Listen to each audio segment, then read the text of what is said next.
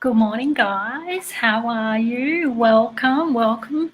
For those of you that don't know me, it's Kerry Waring here, and I'm a psychic medium investigator, and I serve women and men who come to me lost and frustrated after the passing of a loved one has left lots of questions for them and they're seeking answers.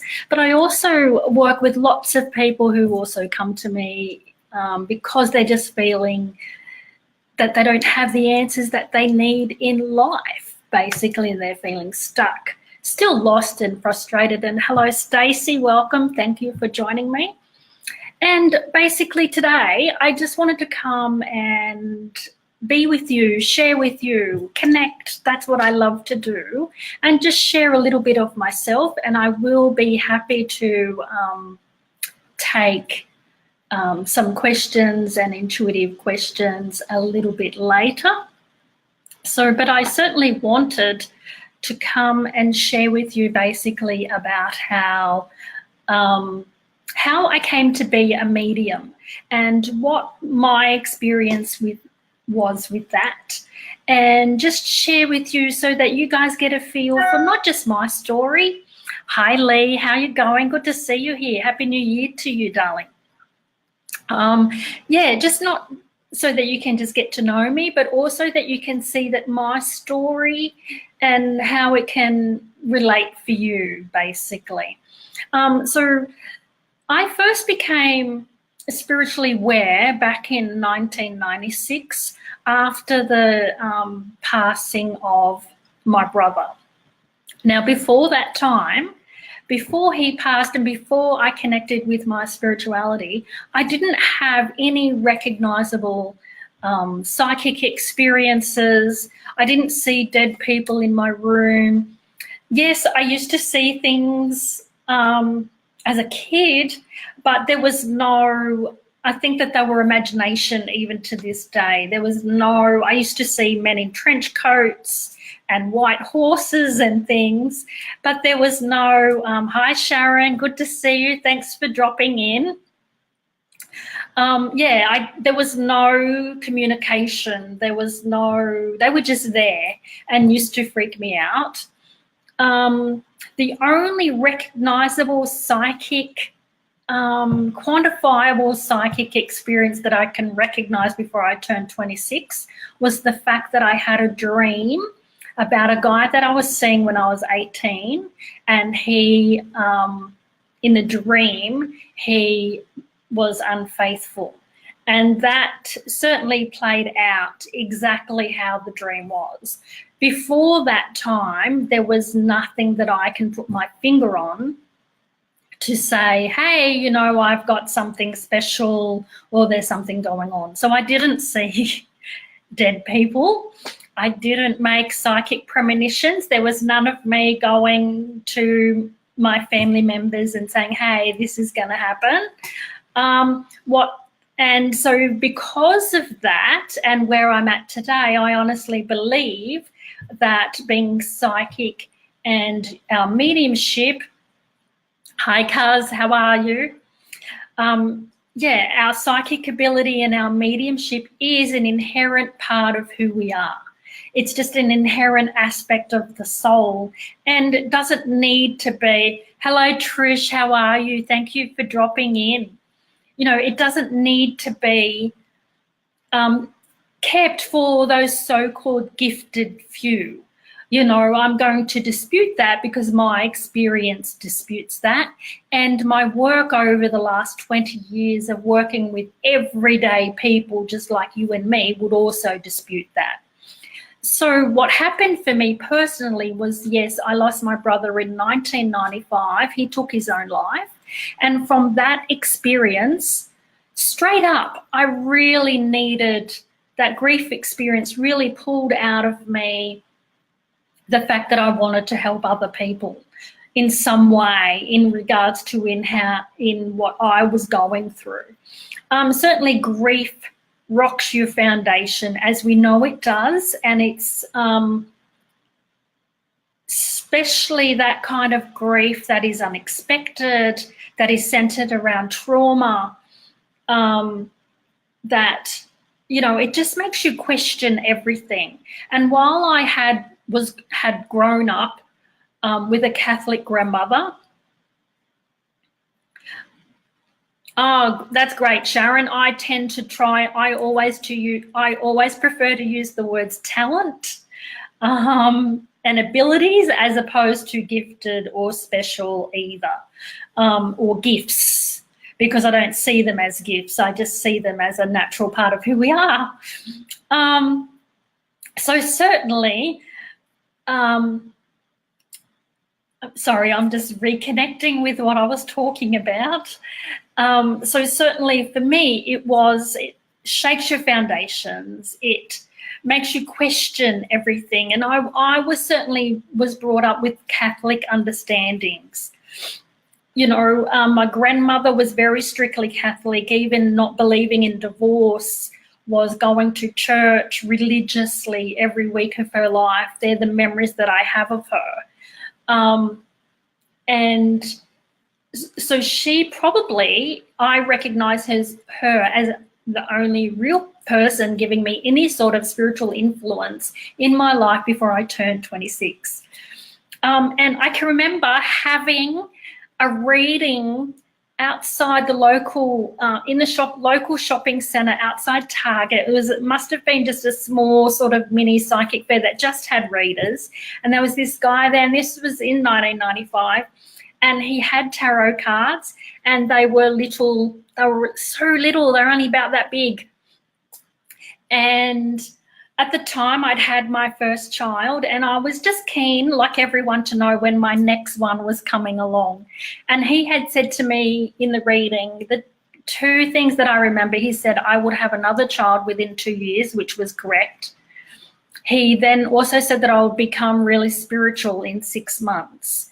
And again, which was correct, but at the time, I didn't even have any concept of what the word spiritual meant. You know, so all I knew is that I was questioning everything, and I really needed my life to have more meaning. I needed, after losing my brother, I certainly needed more to life. I needed more to just going to work and coming home, needed more than just, you know, looking after a new baby and just existing. I needed purpose, and I needed it for two reasons. I needed it for me, but I also needed it to make my brother's life worthwhile in some way, to give him meaning, you know. So I needed that in that way. So it certainly, yeah, so I just needed that, basically. And a friend suggested I read this Celestine Prophecy, so which is written by James Redfield. It was a relatively new book at the time. It's a total classic now, though. So if you haven't read it, it's a novel with each book having spiritual messages. And I got to that, each chapter, having spiritual messages. And I got to the end of that book within 3 days and felt that it was the meaning of life for me. That it talked about energy and auras. It talked about how coincidences are not really coincidences, and how everyone we meet has meaning and purpose, and all of those sort of beautiful things that I really treasure in my life now. So, so that book changed my life. I also then went on to understand and learn that you could learn to be psychic. You know, so I'd always had an interest. You know, I would get some readings, but never anything really serious until my grief experience came along and discovered my spirituality and connected with my mediumship. So from there, like most of you, I sat in development circles. I sat in meditation, did all those sort of things. And please remember that this was before John Edward was in our homes. So this was before how mainstream it can be now and how teaching can be now. This was a very different time, you know. So, but for me, it was basically, that's how I came to be here. From that moment in March of 1996, I just committed wholeheartedly to a spiritual lifestyle and what it meant for me. And I guess I've never turned away from it. I've never stepped back from it. I've not let life get in the way of my spirituality or my connection to spirit. My children adapted, my life adapted, you know, and it was just something that's now, all those years later, it's just a natural part of who I am, and it's very integrated into my life. Yes, sometimes life gets in the way of my business and my work, but it never gets in the way of my connection to spirit, which is a very different thing. And I really wanted to share some of my story with you. So over those last 20 years, I know many of you will know that I've done a lot of different things with my work. Yes, I've always worked with clients and I've always done a level of teaching. I've operated a spiritual development center focused on mediumship. I've published books, had a magazine, done ghost tours. And it's, you know, all of that is because I like change. I like differences. I like to do new things. I get bored if I'm doing the same thing all the time.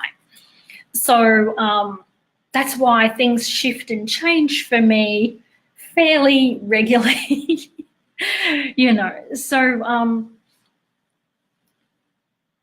so Christine's saying it's stuck. Okay. I don't know if anyone else is having that experience. Can you help Christine out? Because mine seems to be operating okay. Thanks, Sharon. So yes, Christine, it may be just your computer, unfortunately. So yeah, I just wanted to share that with you and see if anyone else has, share with me, let me know. You know, thanks, Stacey. You know, is your mediumship, is your connection to spirit, is that something that's always been with you as a child, or is it something that you've come to later in life like myself?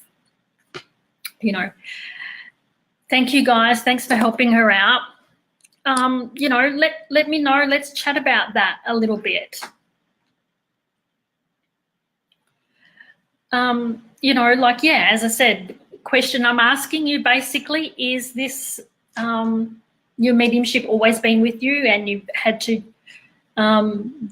that's presented a challenge with you as a child? You know, did you have experiences at it as a child? I've had lots of clients that have, and I know how scary that can be. So, or is it something that you've come to later in life more as a conscious choice? So, okay, thanks, Sharon. So later in life for Stacey and later in life for Sharon. Yeah, just like me and like lots of people. I generally find the people that I work with, 90% women, you know, and generally from 35 to 60 essentially is sort of like where it sort of fits there. So we're right in there, myself included, with the stuff that we need in life and how our connection to spirit comes about. So while I'm still here chatting, Leanne says she was sensitive as a child and it disappeared due to an unsupportive parent, starting to reopen now. Yeah. Yes, and I'm sure, Leanne, that there are lots of people, lots and lots of people that have that same similar experience, you know, where just the people around them just don't understand and certainly don't know how to deal with it, is where that comes from. So, so Kelly, hey Kelly, hope you're doing okay up there in Townsville. Is way back in kindergarten and was told that she was nuts. I think I remember us having a Ouija board experience when we were teens, Kelly, with Tracy Spears. I know it was at Tracy's house, and I'm just wondering whether that was with you or someone else. But yeah, I can remember, you know,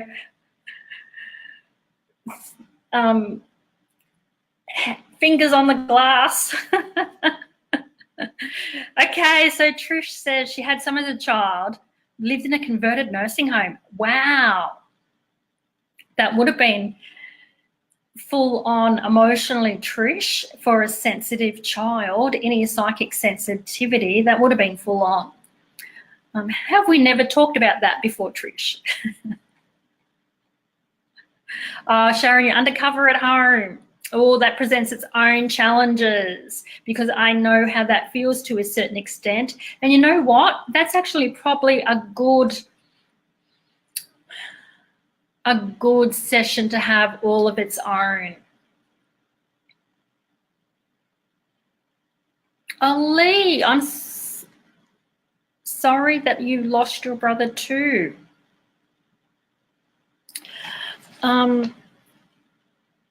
Sensitive to energies, and yes, that's where it all starts. Kelly, it was at my place, wasn't it? There goes my memories. For those of you that don't know, Kelly and I were childhood friends. Kelly, that sounds about right. It's probably where you've got some of your fear from still. Hey, Trish could hear them in what was the old kitchen, and the converted flat was empty. Okay. Ooh. Would be freaky as a child. I know now you would be totally into it, but freaky as a child.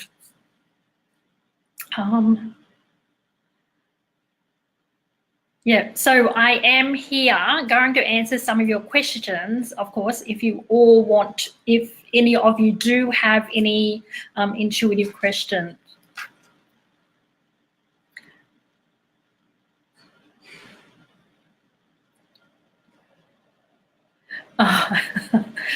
So Sharon's friend had the same thing happen when she did the board with the windows and the wind. Yes, I'm sure it's a little common. We sort of do step into those Ouija boards without a lot of knowledge when we are teenagers. You know, I certainly see them as a tool, and I've had some students over the years that have also always really used it as a really fantastic tool to get really specific information. You know, so but yeah, we do need to step into them with awareness.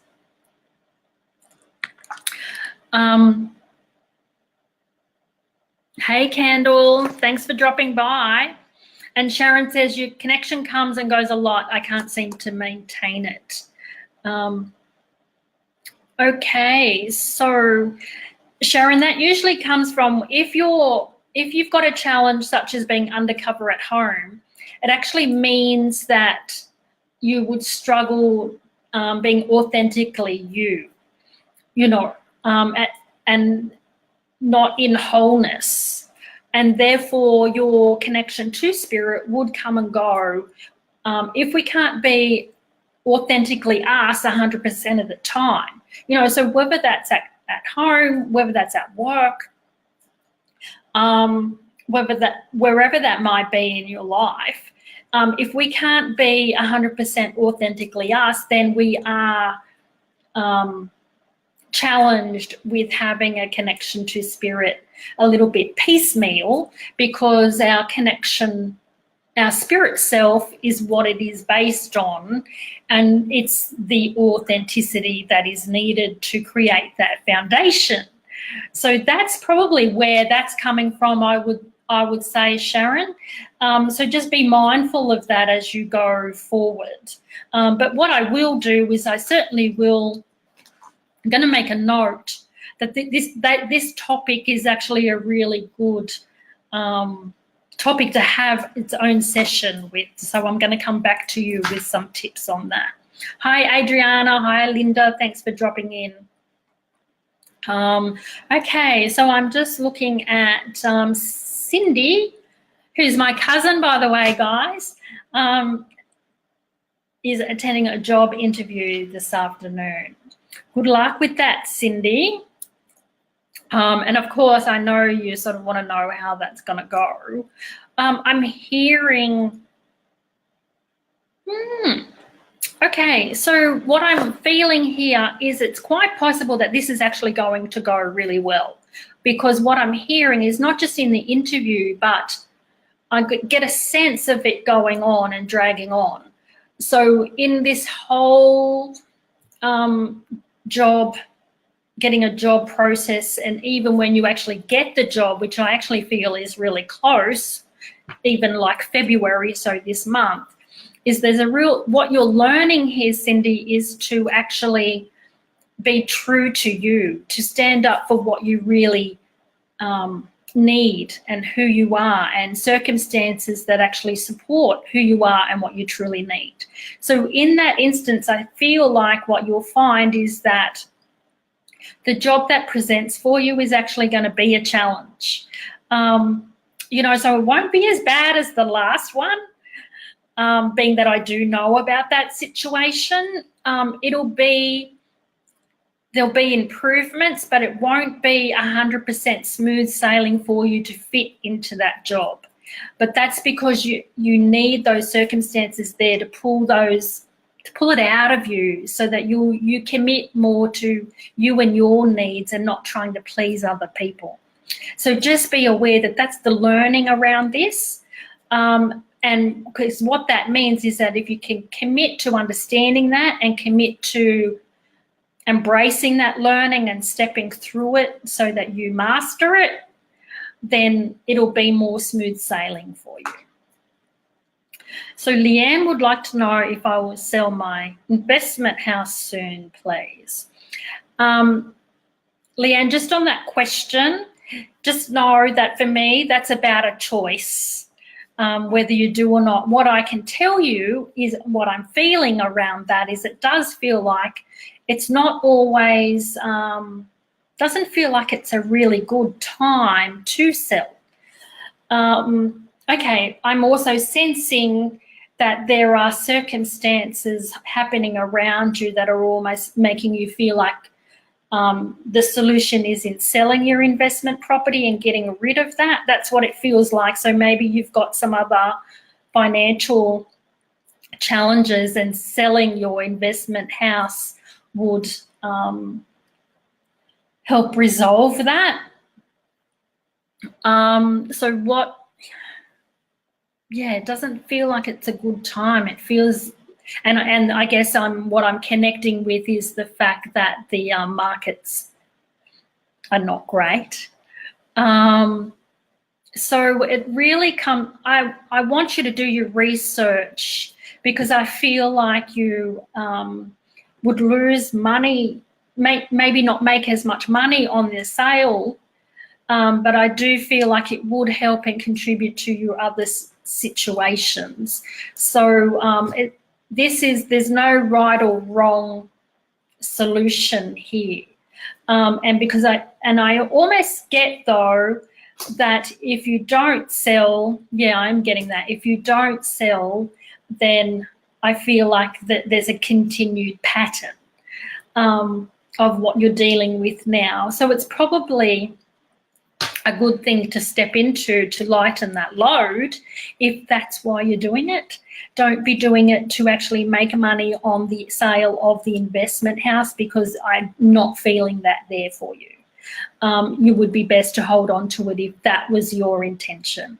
So it really comes down to why you're selling, and knowing that to make money now is not the best time, but if you're looking to provide other solutions, then yes, that is the way forward. And I'm hearing March, so I feel like I want you to step into it in March.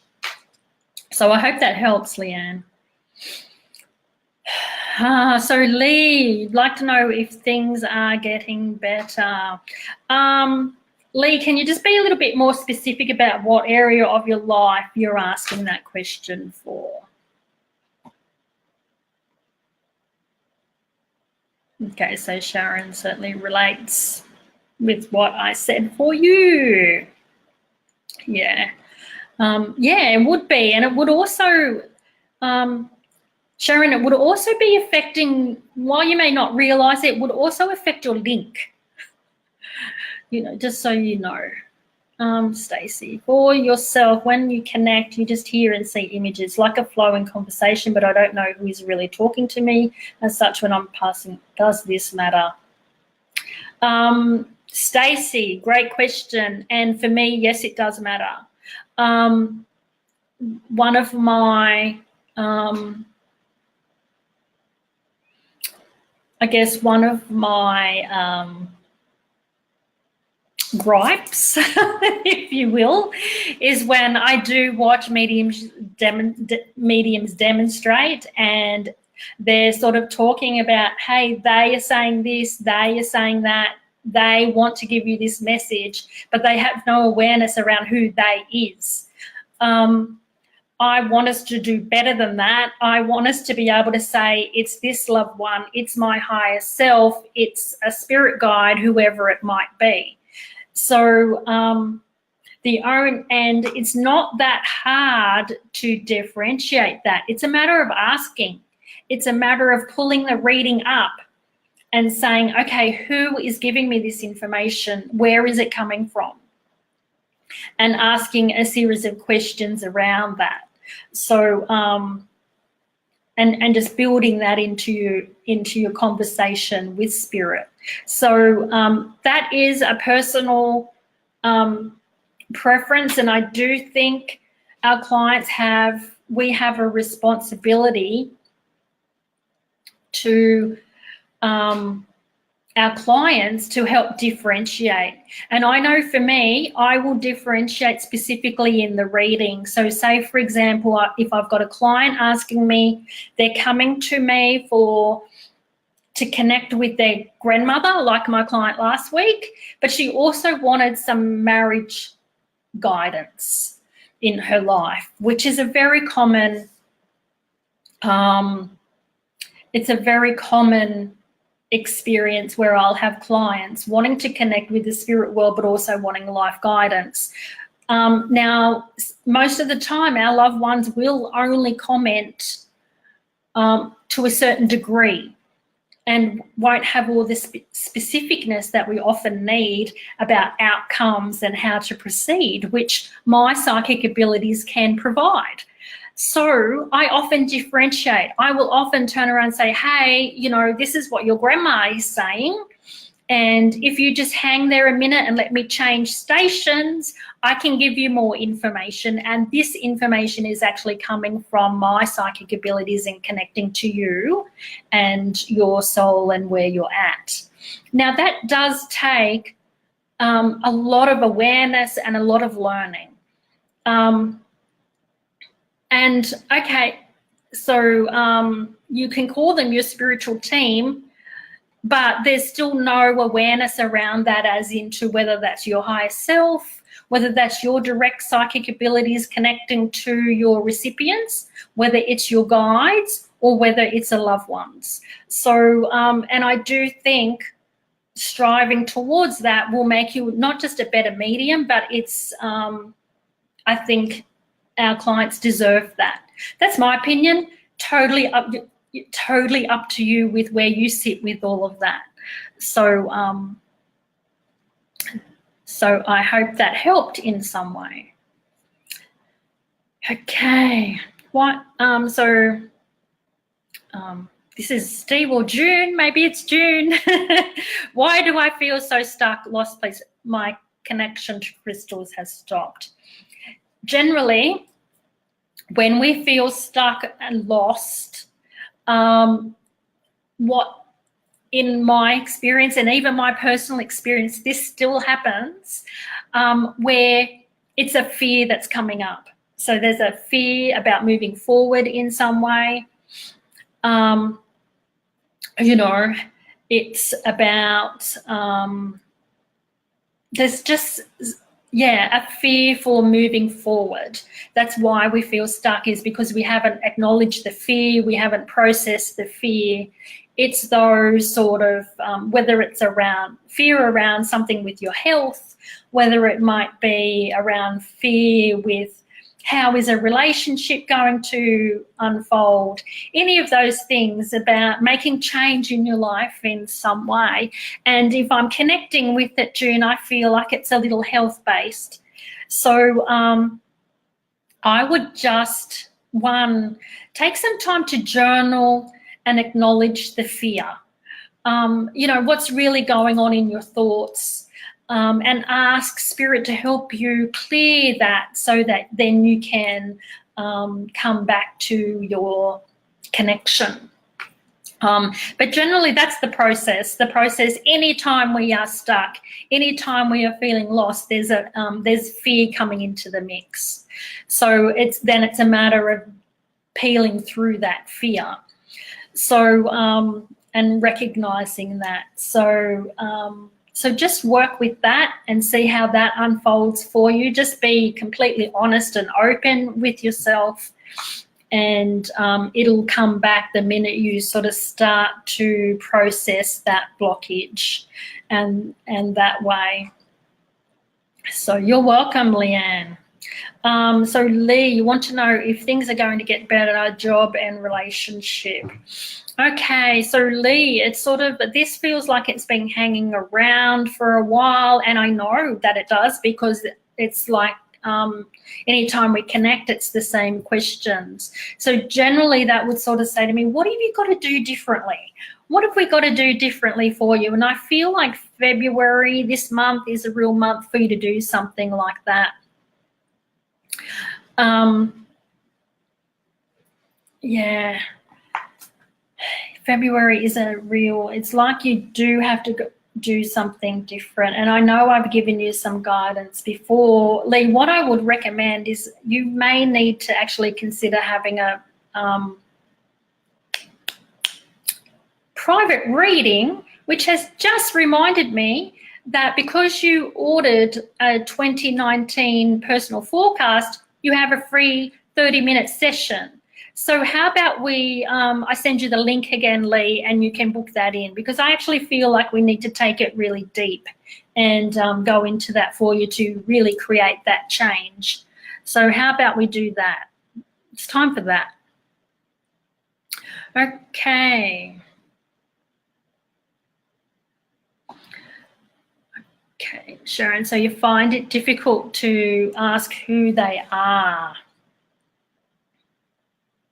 Okay. Sharon, I don't know if you've got my book.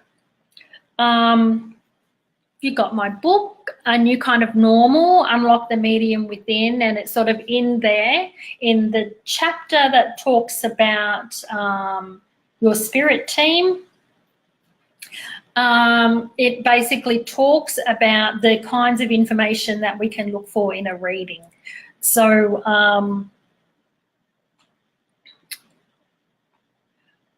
So I would suggest sitting down with your guides and talking about, you know, putting this question to them and saying, hey guys, you know, I really want to know who's giving me this information. So to help me do that, I want to see, you know, like when I ask for it, I want a name, you know, I want images of appearance, you know, I want the relationship, you know, the relationship to my recipient, you know, tell me about their life, you know, so that's the information that will help identify that it's a loved one.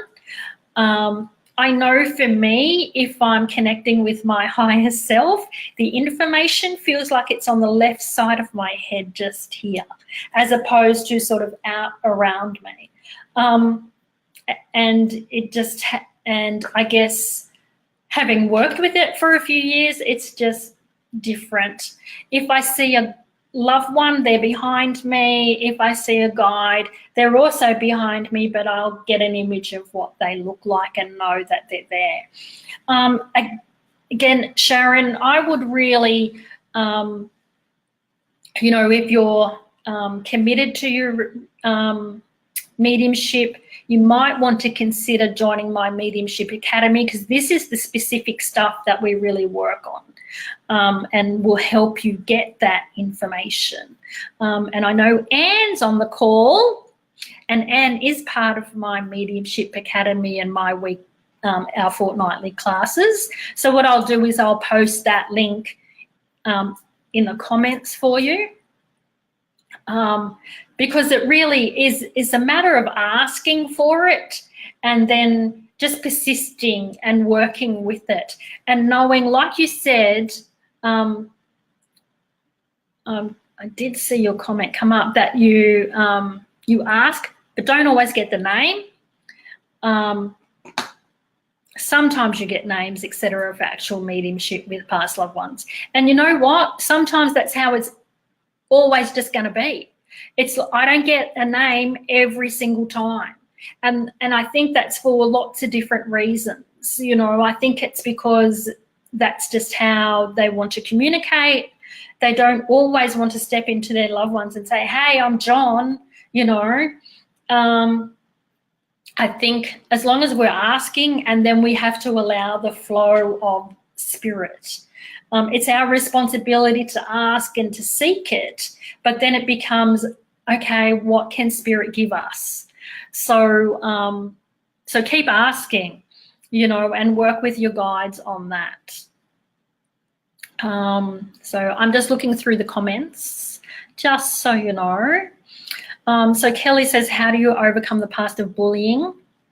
And because of this, have lost faith in it. Okay, so Kelly, the quick answer to that is things like loving yourself, journaling through healing, writing a letter to your inner child, you know, embracing it, and also just getting to that place where, you know, if you love yourself enough, you'll know that you don't let other people determine who you are and what you're about and what brings you joy, you know. So that kind of journey can be done, can absolutely be achieved, but it's not an overnight achievement. There's not one thing that's going to make that happen overnight. It's something that you'll need to consistently work at for a little while and break it down. But for me, those kind of things, I always go to my journal. And if it's about, certainly in the past, I have written notes and had conversations to my inner child. Meditation also, like, it's meditation is a great form of, one, to step into healing, to increase your awareness, to connect with spirit more, to even increase your awareness around your connections to the spirit world. So just some of those daily practices, Kelly, yeah, certainly some of those will help. You're welcome, June. Anne would like to know, will her mum's South Coast house sell? It's been on the market for about 9 months. Wow. Anne, have you had the same agent? Because I'm just hearing change agents, change agents. If you can do that, I feel push. I feel like that they'll push. I feel like they'll do something, and I get April.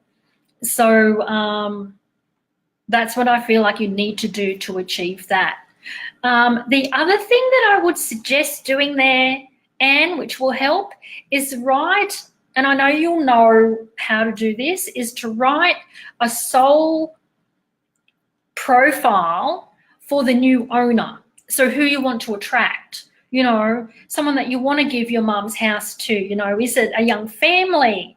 Is it an older person? You know, You want them to love the house as much as you guys have, that they'll take care of your memories. You know, sit down, and that'll magnetize the new owners in through the law of attraction. So give that a go too, Anne. Stacey wants to know if I feel that she's on the right track for her business. What I want to say to you, Stacey, is yes, but just know that it's not, there's still more change. It's like you sort of are being led down a path because this is the stuff you need to know. So Spirit's educating you along that path. It doesn't mean that that's where you'll end up.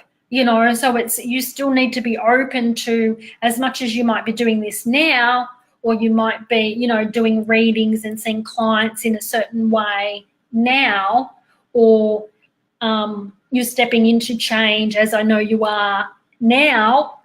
That's not to say that 12 months down the track it's not going to change again. Okay, so just because I do feel like a fluidity with it, and I feel like you need to be open to that change.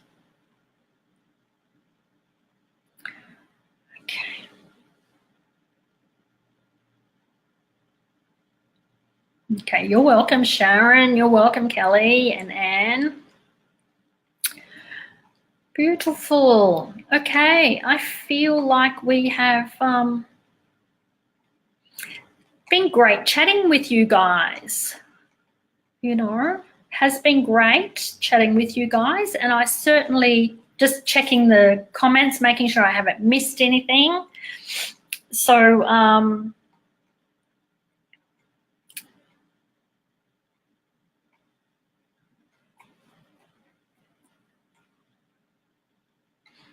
okay, so Kelly only looked into ordering my book last week, but due to the weather held off. Of course, understandable.